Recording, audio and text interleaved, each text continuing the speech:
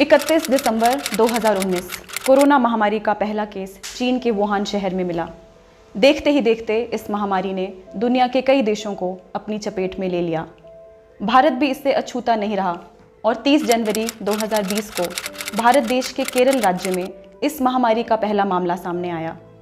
11 मार्च 2020 को WHO ने corona को एक वैश्विक महामारी घोषित कर दिया।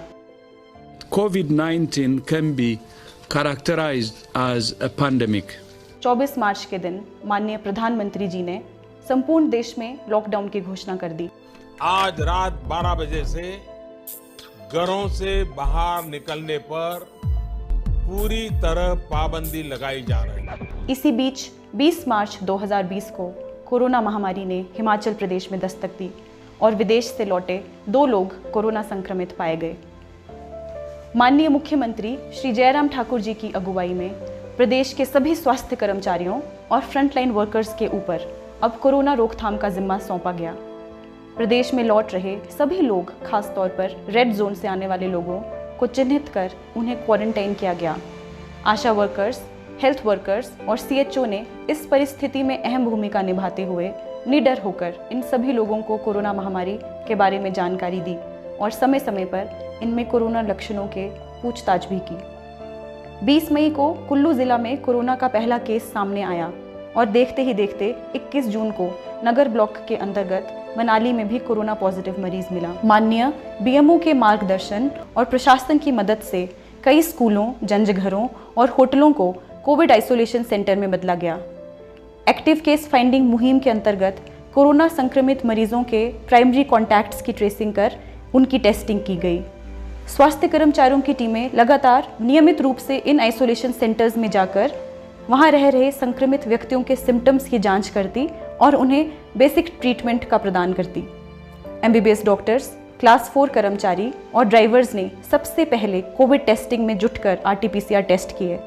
इसी बीच BMO सर के अथक प्रयासों और मनाली टैक्सी यूनियन की मदद से ब्लॉक नगर ने हिमाचल के संपूर्ण 78 ब्लॉकों में से सबसे पहले अपनी मोबाइल कोविड सैंपलिंग वैन की शुरुआत की।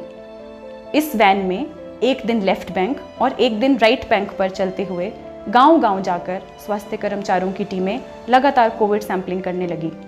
सुबह से शाम तक PPE किट पहनकर इन सभी कोरोना योद्धाओं ने बिना थके काम कर अदम्य साहस का प्रदर्शन किया।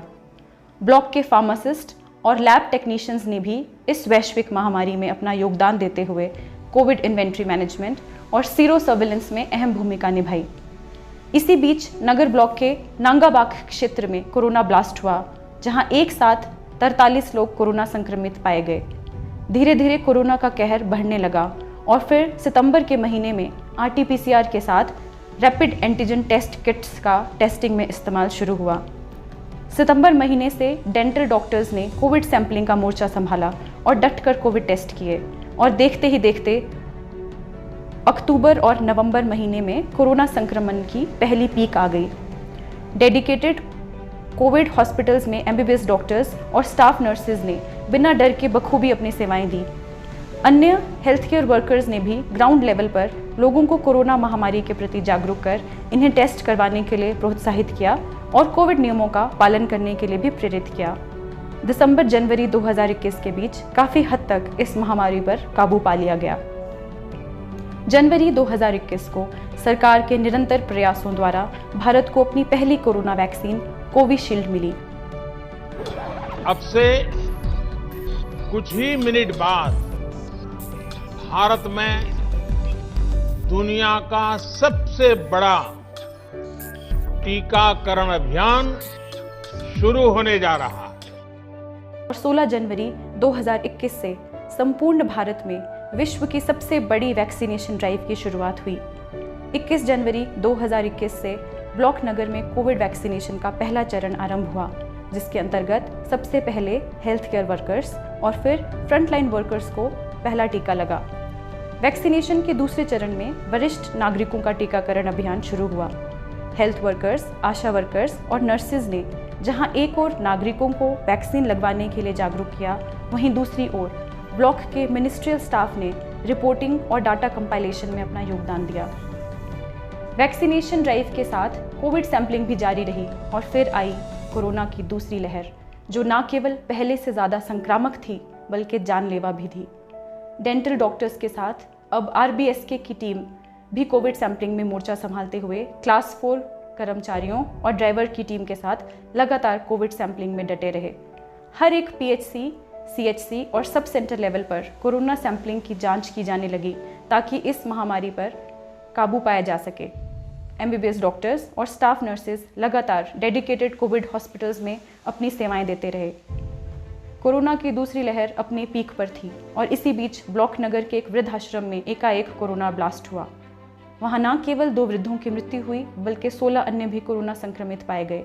लेकिन स्वास्थ्य कर्मियों ने हार नहीं मानी और BMO के मार्गदर्शन से उनकी टीम ने लगातार मॉनिटरिंग करते हुए महामारी पर काबू पा लिया। पूरे ब्लॉक में लगातार कोविड सैंपलिंग जारी रही। घर घर जाकर संक्रमित व्यक्तियों की मॉनिटरिंग के लिए टीमें बनाई गई। सभी कोरोना मरीजों को होम आइसोलेशन किट्स का वितरण किया गया। इसी बीच कोरोना वैक्सीनेशन ड्राइव का तीसरा चरण आरंभ हुआ, जिसमें 18 वर्ष से अधिक आयु के लोगों का टीकाकरण होने लगा। बाकी लोगों को भी वैक्सीन की दूसरी डोज लगने लगी। बड़े पैमाने पर युद्ध स्तर की नीति अपनाते हुए नगर ब्लॉक में कोरोना वैक्सीन लगने लगी। Thakur Kunjlal Damodari Thakur memorial charitable trust ने इस बीच कोरोना वैक्सीनेशन सेंटर में जाकर लोगों को सैनिटाइजर और फल वितरण किए। वहीं आशा वर्कर्स को भी पल्स ऑक्सीमीटर, सैनिटाइजर, मास्क और गाउन आदि दान किए ताकि वे संक्रमण से बचते हुए ग्राउंड लेवल पर सफलता के साथ अपना काम पूरा कर सके। घर घर जाकर बुजुर्गों, अपंगों और मानसिक रोगियों का टीकाकरण किया जाने लगा। प्रतिकूल परिस्थितियों में भी टीकाकरण अभियान नहीं रुका और इन्हीं प्रयासों के चलते अगस्त महीने में Himachal Pradesh 100% first dose vaccination of target population achieve करने वाला देश का पहला राज्य बना। कुल्लू जिला में नगर ब्लॉक ने कोविड सैंपलिंग से लेकर वैक्सीनेशन में अहम योगदान दिया है। यह महामारी अभी खत्म नहीं हुई है। वैक्सीनेशन ड्राइव के साथ साथ RBSK की टीम क्लास 4 कर्मचारियों और ड्राइवरों के साथ मिलकर लगातार सैंपलिंग में लगे हुए हैं। सब सेंटर लेवल, PHC और CHC लेवल में भी हेल्थ केयर वर्कर्स की टीमें सैंपलिंग में जुटी हुई हैं।